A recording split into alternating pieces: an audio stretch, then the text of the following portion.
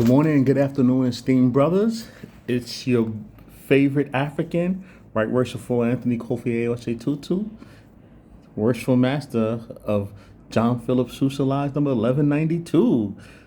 Good morning and good afternoon. I am reaching you from the beautiful country of Dominican Republic. I'm here in Santo Domingo enjoying a great breakfast. I trust the week is off to a strong start for each of you and continues in that spirit. I want to take a moment to reach out and share something I feel that's important for us all. One of the blessings of our lives as Masons, and particularly here in our lives, has been the spirit of harmony that has emerged. Having a strong group of brethren, many bearing the honor of the title worshipful or higher, has allowed us to, sidestep some of the unnecessary politicking that can sometimes, come into a lodge. And not to say that ambition is a flaw, far from it, but we all know how easily it can take away from the core of what we're here to do, build better men and bring together brothers who normally might not get a chance to associate. So at John Philip Sousa, we're fortunate with so many brothers well along in their Masonic journeys, we find ourselves largely free of those distractions. However, there's a consideration I would like to bring to light.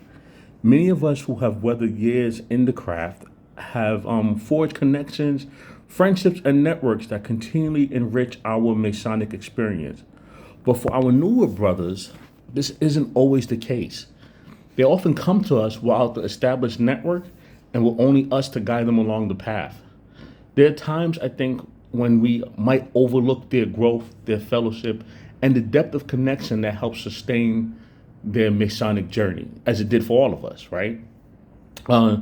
This is why I was so happy to see such a wonderful turnout at the Statue of Liberty lecture.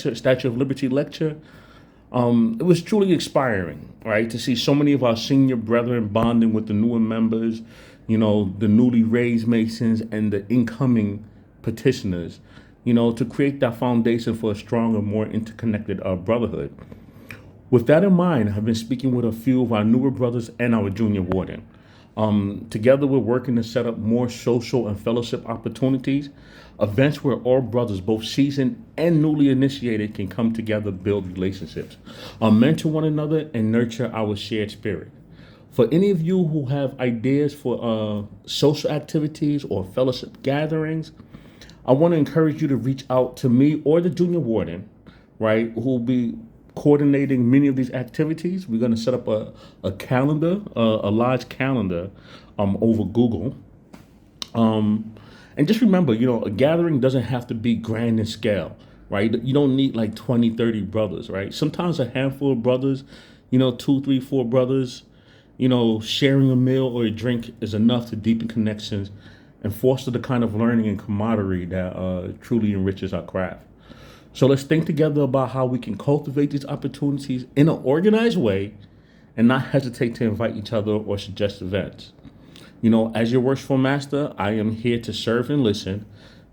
Just as my predecessor, I'm open and receptive to any ideas that can bring us closer together. And please don't feel the need to wait on me to initiate an event. Though when possible, I would love to be there to fellowship with each of you.